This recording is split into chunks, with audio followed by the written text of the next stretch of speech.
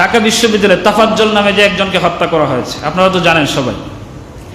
সে মানসিক ভারসাম্যহীন, কি অপরাধ ছিল তার।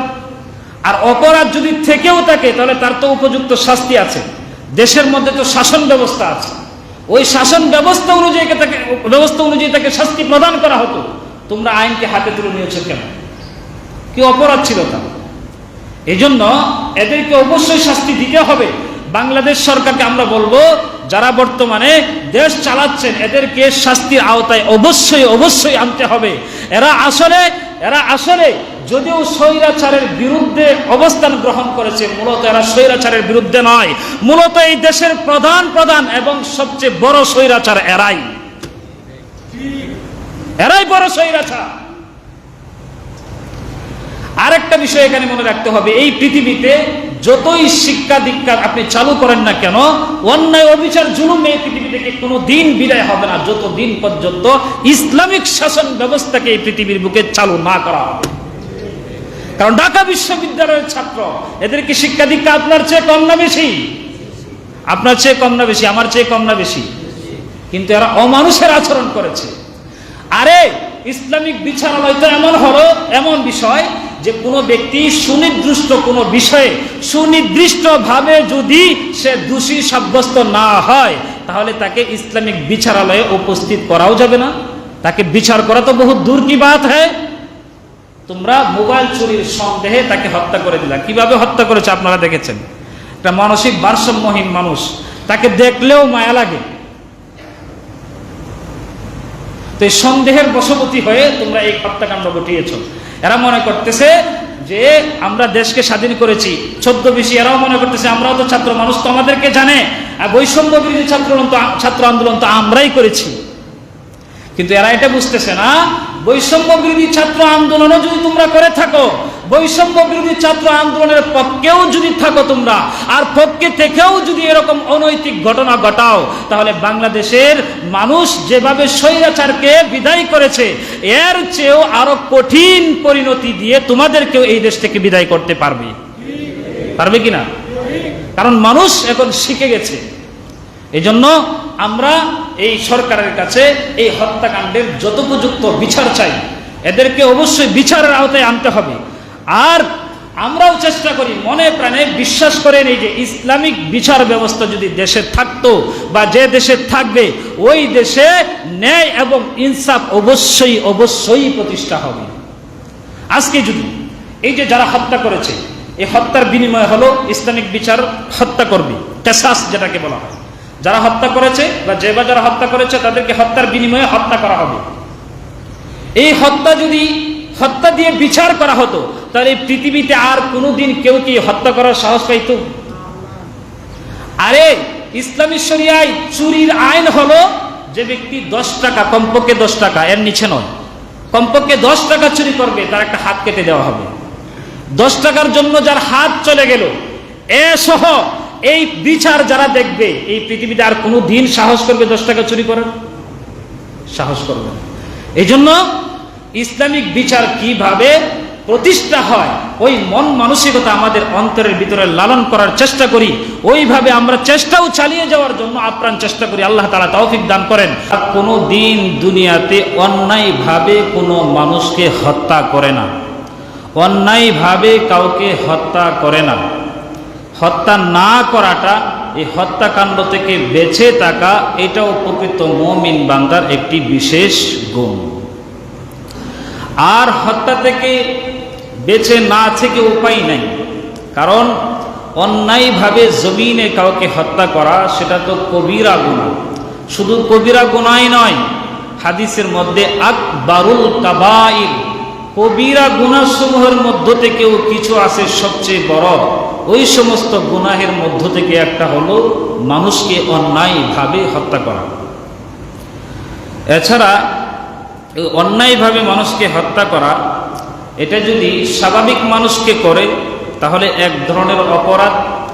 আর যদি বিশেষ কোনো মানুষকে ঘিরে করে, অথবা এমন মানুষকে হত্যা করলো যে মানুষকে বাঁচিয়ে রাখা, হেফাজত করা প্রত্যেক মুসলমানের জন্য নৈতিক দায়িত্ব।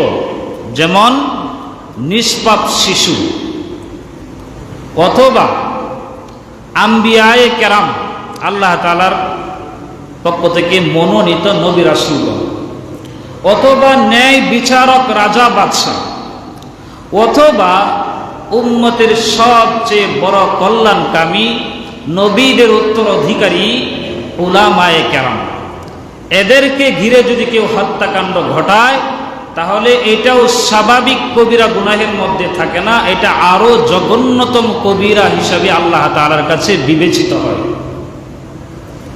আল্লাহ তাআলা নিজেই বলেছেন, ইন্নাল্লাযীনা ইয়াকফুরুনা বিআয়াতিল্লাহ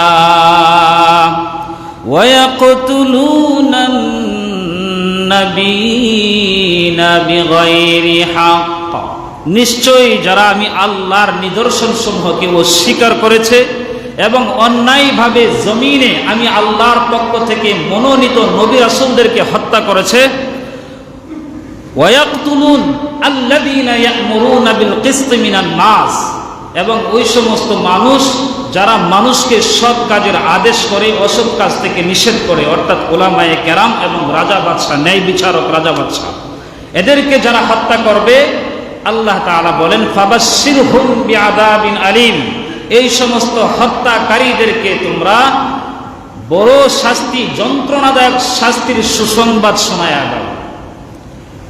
আল্লাহ তাআলা বলেন শাস্তির সুসংবাদ। আপনারা বলেন শাস্তি এটা কি ভালো জিনিস নাকি খারাপ জিনিস? কিন্তু আল্লাহ তাআলা এখানে বলছেন সুসংবাদ শোনাও, মানে কি? সুসংবাদ তো হয় ভালো জিনিসের ব্যাপারে।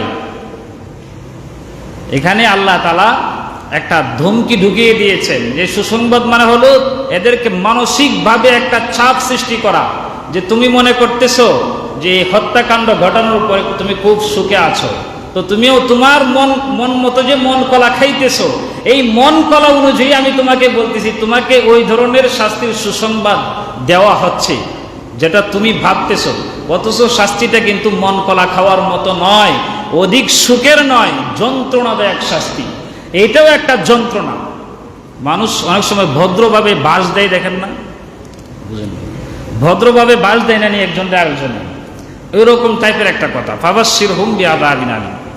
তো কি কি শাস্তি হবে যারা অন্যায়ভাবে জমিনে মানুষকে হত্যা করবে? এই শাস্তির ব্যাপারগুলো কোরআনেও বর্ণিত হয়েছে, হাদিসেও বর্ণিত হয়েছে। কোরআনে কারিমের মধ্যে 5টি শাস্তির বর্ণনা এসেছে। আল্লাহ তাআলা স্বয়ং বলেন, وَمَن يَقْتُلْ مُؤْمِنًا مُتَعَمِّدًا فَجَزَاؤُهُ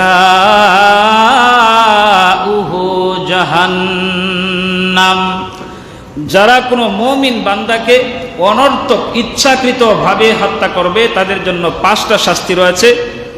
1 নম্বর হলো জাযাউহু জাহান্নাম, তাদেরকে জাহান্নাম দান করা হবে, জাহান্নাম প্রদান করা হবে।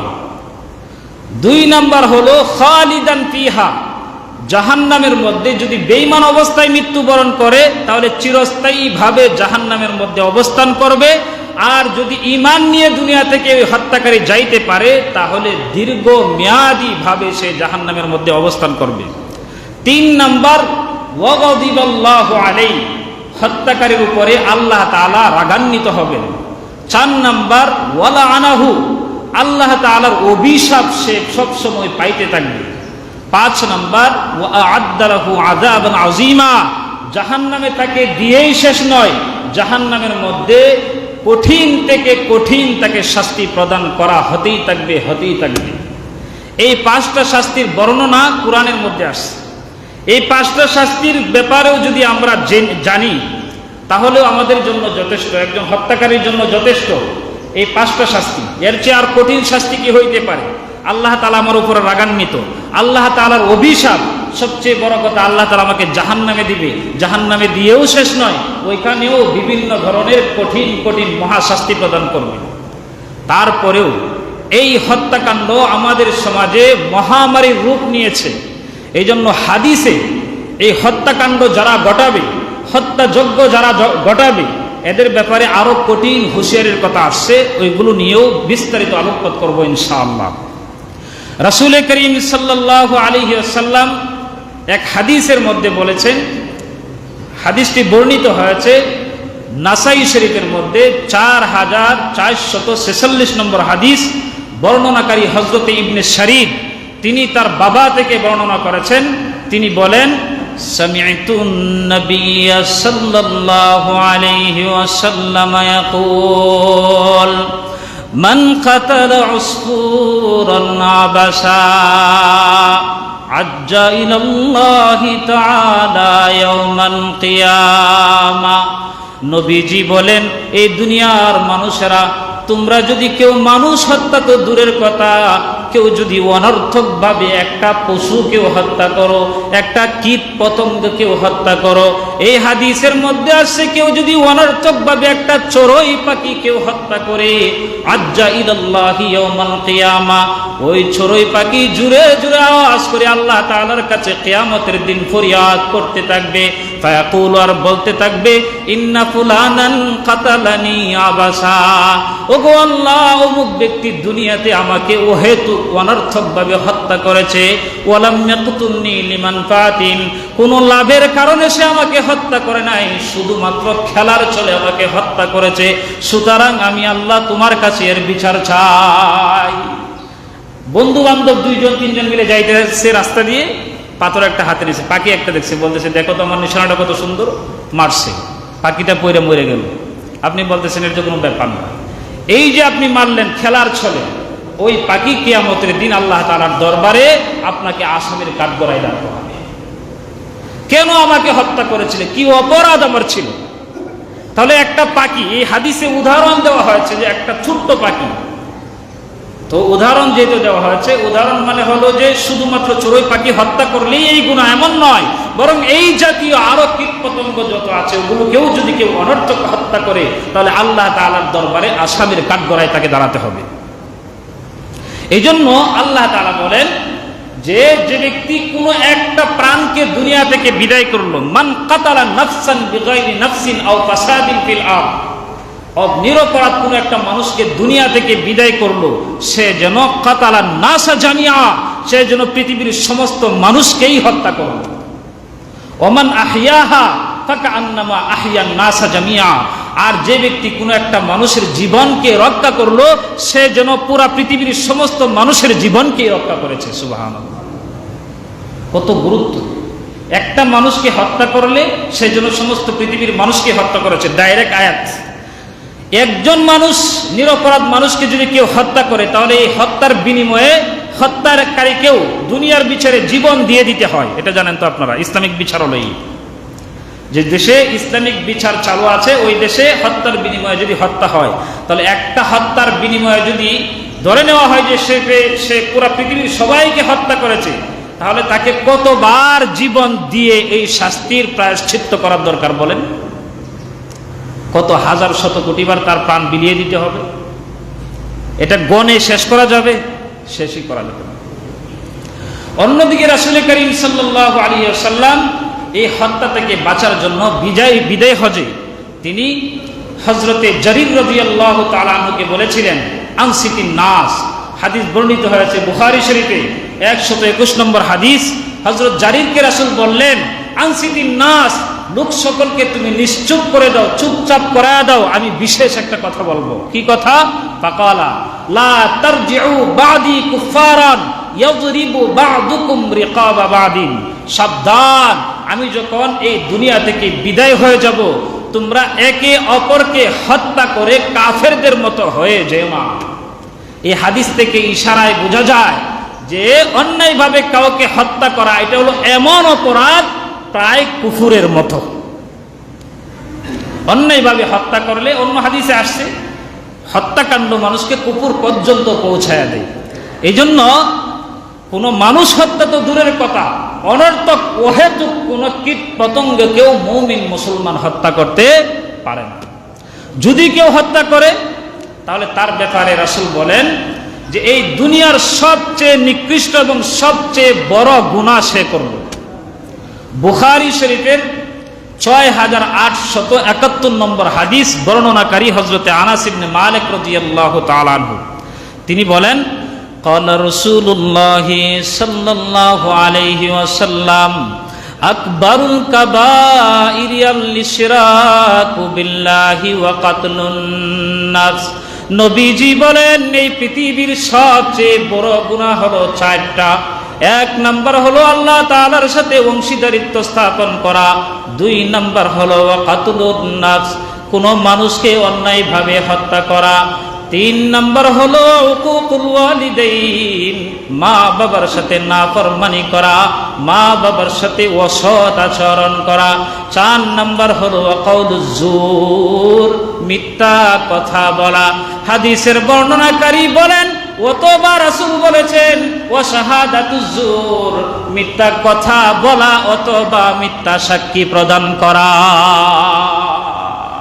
মিথ্যা কথা, উঠতে বসতে আর একজনকে খুশি করতে, যে তাই ইচ্ছা সেটাই মিথ্যা কথা বলতে থাকি আমরা।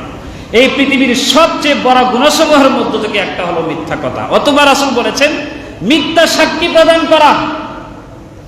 একজন আরেকজনের ব্যাপারে মামলা করবে, তো আপনাকে সাক্ষী বানাইছে, টাকা নাও 5,000, আপনি আদালতে গিয়ে সাক্ষী দিয়ে দিলেন, আপনি এই পৃথিবীর জঘন্যতম পাপের মধ্যে লিপ্ত হয়েছে। তো কেমন অপরাধ এটি? হত্যাকাণ্ড। আকবারুল কাবায়ের তো বুঝলাম, পৃথিবীর সমস্ত বড় গুনাহসমূহের মধ্য থেকে একটা।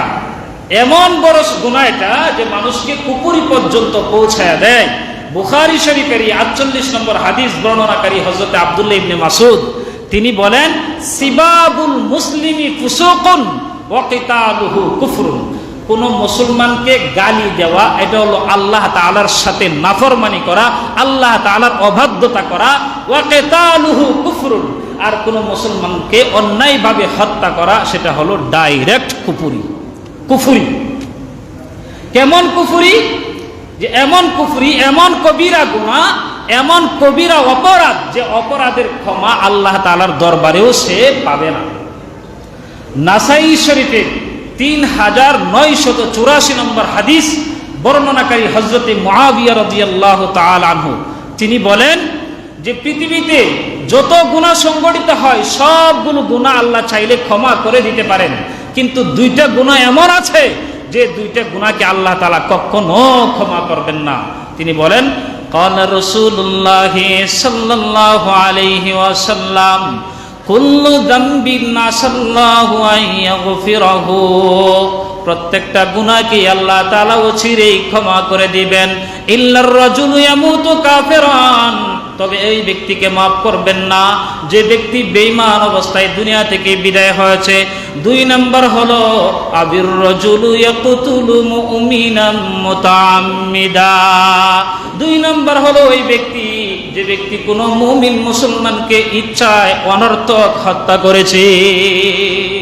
এই দুই দল মানুষের কোনো ক্ষমা আল্লাহ তাআলার কাছে নেই। ক্ষমা যেহেতু নাই, এই অপরাধের শাস্তি এরা দুনিয়াতেও বহন করতে থাকে, হত্যাকারী তার হত্যার অপরাধের শাস্তি দুনিয়াতে বহন করে কিভাবে? বুখারী শরীফের 6863 নম্বর হাদিস বর্ণনাকারী হযরত আব্দুল্লাহ ইবনে ওমর তিনি বলেন, ক্বালা রাসূলুল্লাহি সাল্লাল্লাহু আলাইহি ওয়াসাল্লাম ইন্না মিন নারতাতিল উমুর আল্লাতী লা মাখরাজা লিমান আওকা ফীহা নাফসাহু সাক্কাদ দামিল হারামি বিগাইরি হিল্লিহি। আল্লাহর রাসূল বলেন, এই পৃথিবীতে কিছু পাপের শাস্তি প্রদান করা হয়, তার মধ্যে অন্যতম একটি পাপ হলো যারা অন্যায়ভাবে মানুষকে খুন করবে, হত্যা করবে, এই পাপের শাস্তি তারা দুনিয়াতেও বহন করে বেড়াবে। কিভাবে বহন করে? যে ব্যক্তি হত্যাকাণ্ড ঘটায় তার মনের ভিতরে সব সময় একটা পেরেশানি লেগেই থাকে, আমি কি করলাম, আর সুযোগ পাইলেই তাকেও ইনশাআল্লাহ খুব দিবে। যাদেরকে হত্যা করেছে তাদের তো সঙ্গপাঙ্গ থাকে স্বাভাবিক, সে এই চিন্তায় সবসময় পেরেশান থাকে, রাত্রে ভালোভাবে ঘুমাইতে পারে না, হাঁটাচলা করতে পারে না। সমস্ত অপরাধীদের একই অবস্থা, যে অন্যের উপরে জুলুম করেছে, যারা জালেম, সবসময় ভিতরে একটা পেরেশানি থাকে, না জানি কখন মানুষ সুযোগ পাবে আর আমাকে ধরবে। এই জন্য ভালোভাবে ঘুমাইতে পারে না, হাঁটতে পারে না, চলতে পারে না, সব সময় এই চিন্তা তাদের লেগেই থাকে। আর এই চিন্তা লাগবে না কেন? হত্যা তো এমন একটা গুনাহ, তিরমিজি শরীফের 1395 নম্বর হাদিস বর্ণনাকারী হযরত আব্দুল্লাহ ইবনে আমর তিনি বলেন, লাযাওয়ালুদ দুনিয়া আহওয়ানু আলাল্লাহি মিন কাতলি রাজুলিন মুসলিমিন, আরে এই পৃথিবীকে ধ্বংস করে দিলে যত বড় পাপ হইতো না, একজন মুমিন মুসলমানকে হত্যা করলে এর চেয়েও বড় বেশি পাপ হয় আল্লাহ তাআলার কাছে। মানে দুনিয়াটাকে আপনি ধ্বংস করে দিয়েছেন, আল্লাহ তাআলার কাছে আপনি তত বড় পাপী বলে গণ্য হবেন না। একজন মানুষকে হত্যা করলে আপনি যত বড় পাপী বলে গণ্য হবেন। এই জন্য তার পেরেশানি সবসময় লেগেই থাকবে। অন্য হাদিসের মধ্যে রাসূল বলেন, যেহেতু মানুষ হত্যা করা এটা হলো সবচেয়ে বড় গুনাহ, কিয়ামতের দিন হাসরের ময়দানেও মানুষ হত্যার বিচার সর্বপ্রথম করা হবে। বুখারী শরীফের 6533 নম্বর হাদিস বর্ণনাকারী হযরত আব্দুল্লাহ ইবনে মাসউদ রাদিয়াল্লাহু তাআলা আনহু তিনি বলেন, কিয়ামতের দিন সর্বপ্রথম মানুষ হত্যার বিচার করা হবে। আউয়ালু মা ইউকদা বাইনান নাসি ইয়াউমাল কিয়ামাতি ফিদ দিমা, সর্বপ্রথম মানুষ হত্যার বিচার করা হবে। আপনারা অনেকেই বলবেন, আমরা তো অনেক হাদিসে শুনেছি কিয়ামতের দিন সর্বপ্রথম বিচার করা হবে নামাজের হিসাব আগে নেওয়া হবে। নামাজ ঠিক থাকলে তার অন্য আমল ঠিক বলে গণ্য হবে, নামাজ ঠিক না থাকলে তার অন্য আমলগুলো ঠিক নয় বলে গণ্য হবে। তাহলে এই হাদিসে বলা হচ্ছে হত্যা করার বিচার আগে হবে, এর মানে কি? মুহাদ্দিসিনে কেরামের মধ্যে ব্যাখ্যা করেছেন যে আল্লাহ তাআলার হকের ব্যাপারে সর্বপ্রথম যে বিচার করা হবে সেটা হলো নামাজ।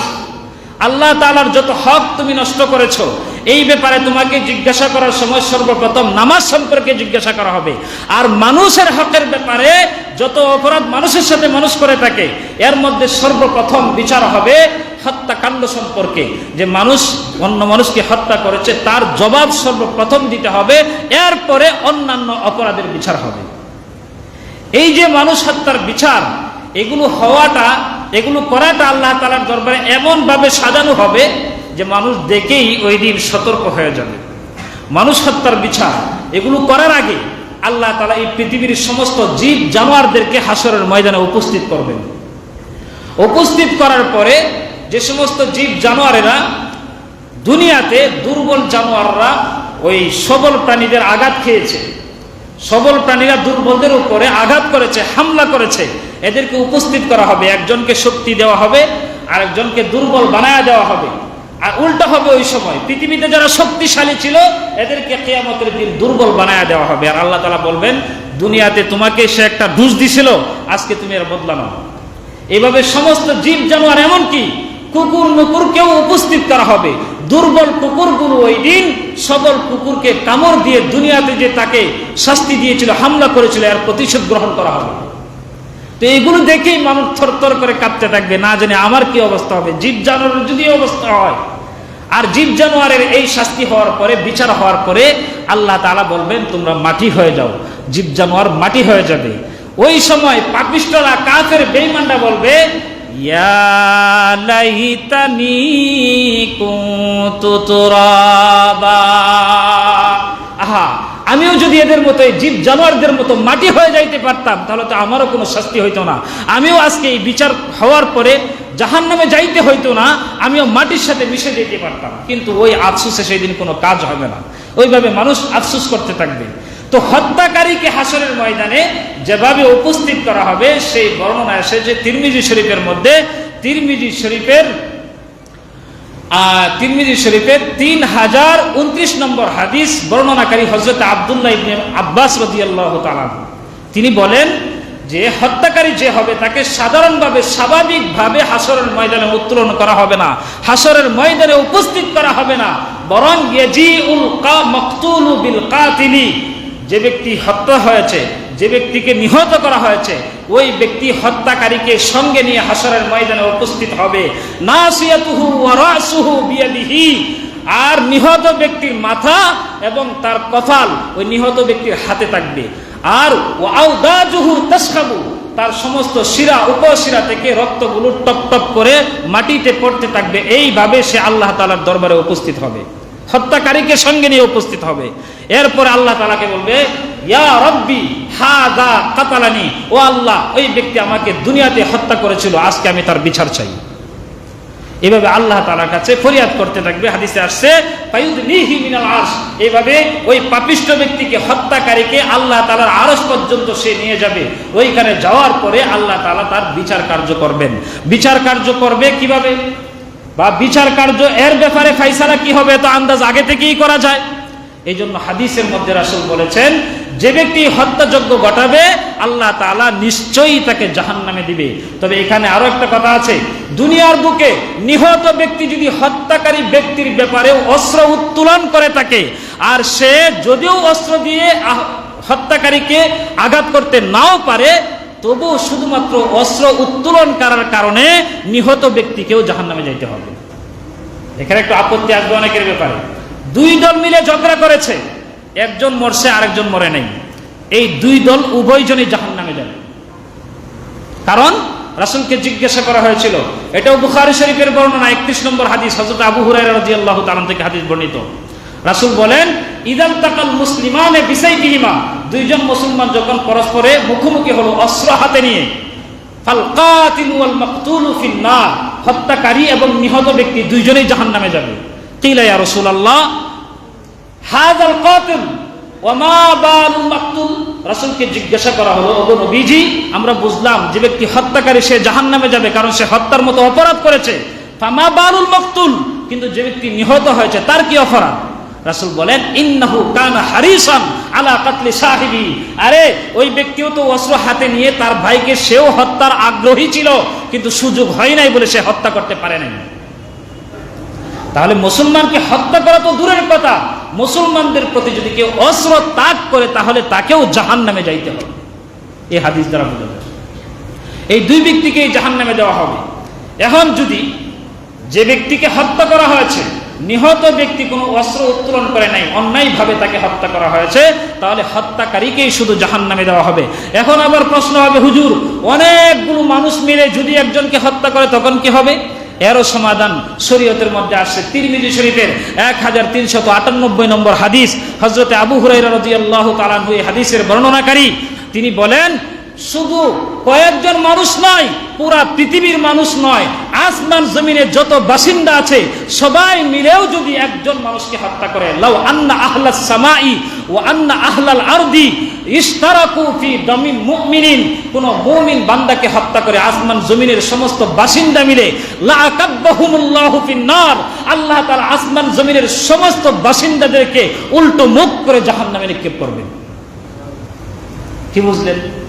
একজন মানুষকে হত্যা করেছে হাজার হাজার মানুষ মিলে, অসুবিধা নেই। আল্লাহ তাআলা বলেন, একজন মানুষের জান, একজন মানুষের নফস আমার কাছে এত প্রিয়, এত প্রিয়, এর বিনিময়ে পৃথিবীর সমস্ত মানুষকে জাহান্নামে দিতেও আমি ভ্রুক্ষেপ করব না। মুমিনের জান এত প্রিয়। আবার প্রশ্ন আসতে পারে, মুমিন মুসলমান নয় যদি কাফেরকে কেউ হত্যা করে? বুখারী শরীফের 3166 নম্বর হাদিস, ওই হাদিসের মধ্যে আসছে, বর্ণনাকারী হযরত আব্দুল্লাহ ইবনে আমর, তিনি বলেন, যদি কোনো ব্যক্তি মান কাতালা মুআহাদান, কোনো ব্যক্তি কোনো বেঈমানকে হত্যা করেছে, ইহুদি খ্রিস্টান হিন্দু, এমন কোনো ব্যক্তিকে হত্যা করেছে, এমন মুশরিককে হত্যা করেছে, এমন অন্য ধর্মাবলম্বীকে হত্যা করেছে, যে অন্য ধর্মাবলম্বী মুসলমান দেশে সে নাগরিকত্বের সনদ নিয়ে বসবাস করে, এমন কাউকে যদি কেউ হত্যা করে, লাম ইউরাহ রিহাল জান্নাহ, তাহলে ওই ব্যক্তি জান্নাতের সুঘ্রাণও পাবে না। রাসূল বলেন, ওয়া ইন্না রিহাহা ইউজাদু মাসিরাতা 40 আমান, অথচ জান্নাতের সুঘ্রাণ তো 40 বছরের রাস্তা দূর থেকে পাওয়া যাবে। এর মানে হলো, যে ব্যক্তি কোনো মুসলিম কেউ হত্যা করবে অন্যায়ভাবে, সে ব্যক্তি জান্নাতের সুঘ্রাণও পাবে না, অন্যায়ভাবে। তাহলে যারা শুধু অমুসলিম নয়, মুসলমানদেরকেও অন্যায়ভাবে হত্যা করে, তাহলে তাদের পরিণতিটা কি হবে? এই যে গত কয়েকদিন আগে, 2-3 দিন আগে ঢাকা বিশ্ববিদ্যালয়ে তাফাজ্জল নামে যে একজনকে হত্যা করা হয়েছে, আপনারা তো জানেন সবাই। সে মানসিক ভারসাম্যহীন, কি অপরাধ ছিল তার? আর অপরাধ যদি থেকেও থাকে তাহলে তার তো উপযুক্ত শাস্তি আছে। দেশের মধ্যে তো শাসন ব্যবস্থা আছে, ওই শাসন ব্যবস্থা অনুযায়ী তাকে শাস্তি প্রদান করা হতো। তোমরা আইনকে হাতে তুলে নিয়েছো কেন? কি অপরাধ ছিল তার? এই জন্য এদেরকে অবশ্যই শাস্তি দিতে হবে। বাংলাদেশ সরকারকে আমরা বলবো, যারা বর্তমানে দেশ চালাচ্ছেন এদেরকে শাস্তির আওতায় অবশ্যই অবশ্যই আনতে হবে। এরা আসলে যদিও স্বৈরাচারের বিরুদ্ধে অবস্থান গ্রহণ করেছে, মূলত এরা স্বৈরাচারের বিরুদ্ধে নয়, মূলত এই দেশের প্রধান এবং সবচেয়ে বড় স্বৈরাচার এরাই বড় স্বৈরাচার। আরেকটা বিষয় এখানে মনে রাখতে হবে, এই পৃথিবীতে যতই শিক্ষা দীক্ষা আপনি চালু করেন না কেন, অন্যায় অবিচার জুলুম এই পৃথিবী থেকে কোনো দিন বিদায় হবে না, যতদিন পর্যন্ত ইসলামিক শাসন ব্যবস্থাকে এই পৃথিবীর বুকে চালু না করা হবে। কারণ ঢাকা বিশ্ববিদ্যালয়ের ছাত্র, এদের কি শিক্ষা দীক্ষা আপনার চেয়ে কম না বেশি? আপনার চেয়ে কম না বেশি? আমার চেয়ে কম না বেশি? কিন্তু এরা অমানুষের আচরণ করেছে। আরে ইসলামিক বিচারালয় তো এমন বিষয় যে কোনো ব্যক্তি সুনির্দিষ্ট কোনো বিষয়ে সুনির্দিষ্টভাবে যদি সে দোষী সাব্যস্ত না হয়, তাহলে তাকে ইসলামিক বিচারালয়ে উপস্থিত করাও যাবে না, তাকে বিচার করা তো বহুত দূর কি বাত হ্যায়। তোমরা মোবাইল চুরির সন্দেহে তাকে হত্যা করে দিলা। কিভাবে হত্যা করেছে আপনারা দেখেছেন? একটা মানসিক ভারসাম্যহীন মানুষ, তাকে দেখলেও মায়া লাগে। তো এই সন্দেহের বশবর্তী হয়ে তোমরা এই হত্যাকাণ্ড ঘটিয়েছ। এরা মনে করতেছে যে আমরা দেশকে স্বাধীন করেছি, ছদ্মবেশী এরাও মনে করতেছে আমরাও তো ছাত্র মানুষ, তো আমাদেরকে জানে, আর বৈষম্য বিরোধী ছাত্র আন্দোলন তো আমরাই করেছি। কিন্তু এরা এটা বুঝতেছে না, বৈষম্য বিরোধী ছাত্র আন্দোলনও যদি তোমরা করে থাকো, বৈষম্য বিরোধী ছাত্র আন্দোলনের পক্ষেও যদি থাকো তোমরা, আর পক্ষে থেকেও যদি এরকম অনৈতিক ঘটনা ঘটাও, তাহলে বাংলাদেশের মানুষ যেভাবে স্বৈরাচারকে বিদায় করেছে, এর চেয়েও আরো কঠিন পরিণতি দিয়ে তোমাদেরকেও এই দেশ থেকে বিদায় করতে পারবে কিনা? কারণ মানুষ এখন শিখে গেছে। এই জন্য আমরা এই সরকারের কাছে এই হত্যাকাণ্ডের যথোপযুক্ত বিচার চাই, এদেরকে অবশ্যই বিচারের আওতায় আনতে হবে। আর আমরাও চেষ্টা করি, মনে প্রাণে বিশ্বাস করেন, এই যে ইসলামিক বিচার ব্যবস্থা যদি দেশে থাকতো বা যে দেশে থাকবে, ওই দেশে ন্যায় এবং ইনসাফ অবশ্যই প্রতিষ্ঠা হবে। আজকে যদি এই যে যারা হত্যা করেছে, এই হত্যার বিনিময় হলো ইসলামিক বিচার, হত্যা করবে, কেসাস যেটাকে বলা হয়। যারা হত্যা করেছে বা যারা হত্যা করেছে তাদেরকে হত্যার বিনিময়ে হত্যা করা হবে। এই হত্যা দিয়ে বিচার করা হতো, তাহলে এই পৃথিবীতে আর কোনোদিন কেউ কি হত্যা করার সাহস পাইত? আরে ইসলামী শরিয়ায় চুরির আইন হলো, যে ব্যক্তি 10 টাকা, কমপক্ষে 10 টাকা, এর নিচে নয়, কমপক্ষে 10 টাকা চুরি করবে, তার একটা হাত কেটে দেওয়া হবে। 10 টাকার জন্য যার হাত চলে গেল, এ সহ এই বিচার যারা দেখবে, এই পৃথিবীতে আর কোনো দিন সাহস করবে 10 টাকা চুরি করার? সাহস করবে। এই জন্য ইসলামিক বিচার কিভাবে প্রতিষ্ঠা হয়, ওই মন মানসিকতা আমাদের অন্তরের ভিতরে লালন করার চেষ্টা করি, ওইভাবে আমরা চেষ্টাও চালিয়ে যাওয়ার জন্য আপ্রাণ চেষ্টা করি। আল্লাহ তাআলা তৌফিক দান করেন।